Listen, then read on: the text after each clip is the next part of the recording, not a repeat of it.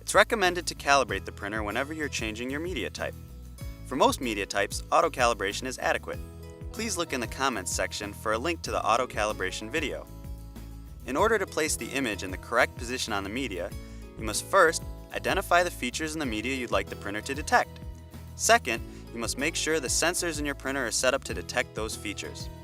Most media contains features that identify the start position. First, select your media sensing feature in the menu.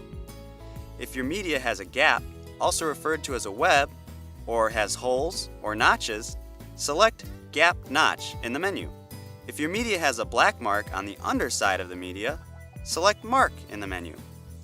If your media is a continuous roll with no start position features, select Continuous in the menu. Please note that the label length on continuous media is controlled by the file you're printing. Second, set the sensor type in the menu. For black mark media, set the sensor type to reflective. For all other types of media, set the sensor to transmissive. Now, load the media and ribbon. Make sure the media and ribbon are fully inserted. If you have any media handling operations, such as a peel, liner take-up, cutter, or rewind, please calibrate in those print modes. If you're using media with a gap, also referred to as a web, or hole, or notch, you'll want to make sure your sensor is in the optimal position to identify that feature. Move the sensor to a location where the light passes through the notch or hole. Try to avoid locating the sensor under the hole or notch radius.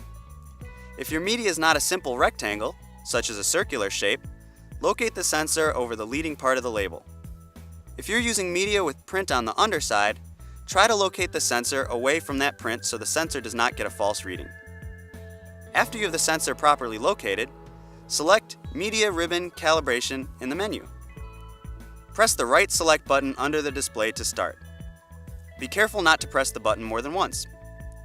If your media has a gap, also referred to as a web, remove labels and rewind the roll to ensure only liner is under the media sensors. If your media has holes or notches, or is a continuous roll with no start position features, remove the media entirely. If your media has a black mark on the underside of the media, please ensure the black mark is not under the mark sensor. If you're using ribbon, the ribbon must be removed from the ribbon sensor location on the inboard side of the printer. Close the printhead. When you've completed these steps, press the pause button to continue. When the printer has learned the correct settings, the display will show a Reload All message. When reloading the media and ribbon, make sure the media and ribbon are fully inserted. Be sure that the ribbon is located under the ribbon sensor. If your media has a gap, hole, or notch, be sure that the media and not the gap or hole or notch is under the media sensor. If your media has a black mark, the black mark position does not matter. Be sure that the media is installed correctly. When you have reloaded the supplies, close the printhead and press the pause button to continue. The printer is now calibrating. Media will begin exiting the printer.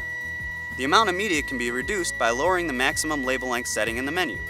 However, it is important that the maximum label length setting is larger than the label length you're printing. Otherwise, the printer may not correctly calibrate. Please note that the number in the menu is in inches. When calibration is complete, the label should stop in the correct location. You can check that your calibration was successful by pressing the Feed button and ensuring media feeds to the correct location. If you are using special or custom media and having issues calibrating, make sure it meets the ZT400 media specification. If this video is helpful and you'd like to see more videos, please like this video.